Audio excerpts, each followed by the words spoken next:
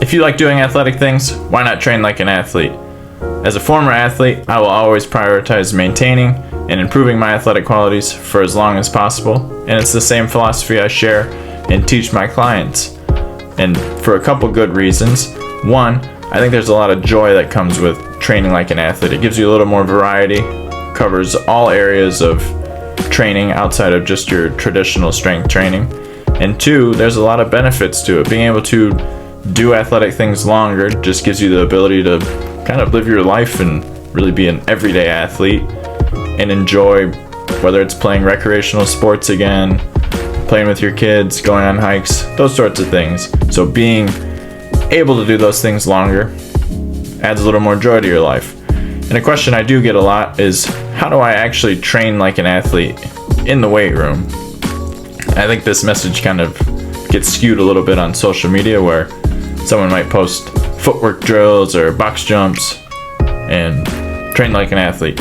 Not necessarily true. Sure, that's a piece of it, but it's a little more complex than that. And to help with that, I'll kind of walk through a little bit of a checklist, or how I structure my programming to cover all areas that maybe an athlete needs. One, you need to be strong. This is definitely the most important one. You got to be really strong, have a solid foundation. So max effort lifting is the first thing we focus on, and being able to move those weights as fast as possible to produce power.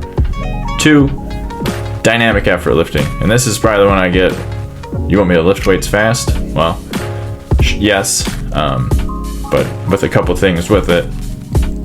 If someone would have told me when I first started training individuals as a coach, personal trainer, whatever you want to call it, I would have thought they were crazy. I would never have someone lift weights fast.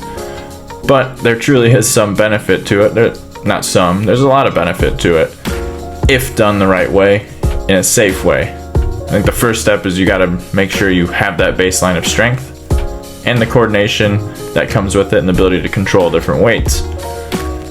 So, max effort lifting weights fast, and then you have dynamic effort lifting weights, light weights rapidly to bridge that strength speed gap. So those are the two weight focused areas. And then we have hops, skips, and jumps that I incorporate into all of my programs on most lower body days and some upper body days, where we do plyometric push-ups or whatever it may be.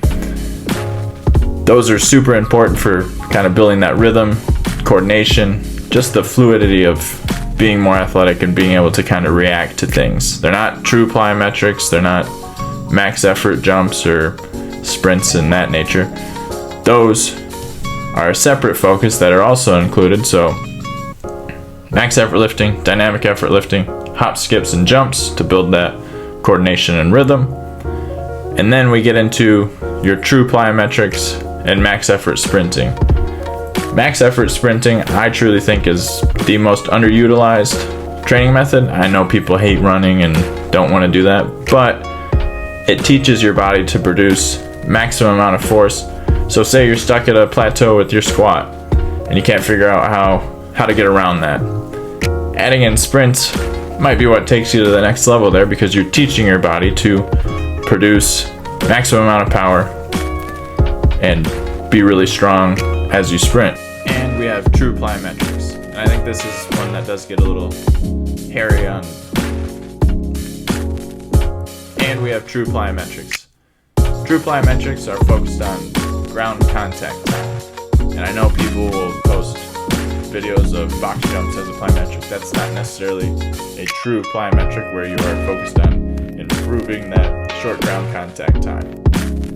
So to recap, we have max effort lifting, dynamic effort lifting, hops, skips, and jumps, not necessarily plyometrics, max effort sprinting, and true plyometrics. So those are kind of the 5 pillars of training like an athlete.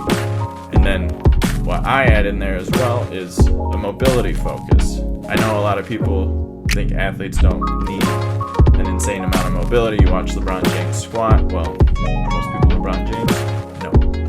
So being able to access full range of motion, being able to control your body with strength, through that range of motion is super important for just keeping joints healthy, the longevity of training, and potentially avoiding soft tissue injuries that might come with a lack of range of motion or ability to access certain areas.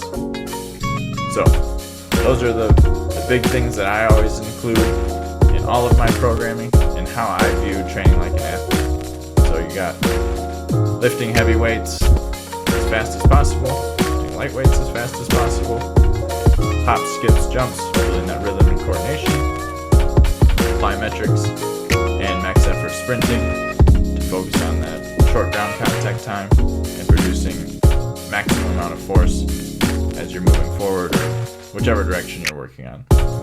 And then to tie it all together as more of a recovery aspect, focus on mobility training. So I hope this was helpful. Hope you have an understanding of what it means and what it looks like to train like an athlete. If you have any questions, drop them below. Happy to answer anything you got. Hope you enjoyed the video.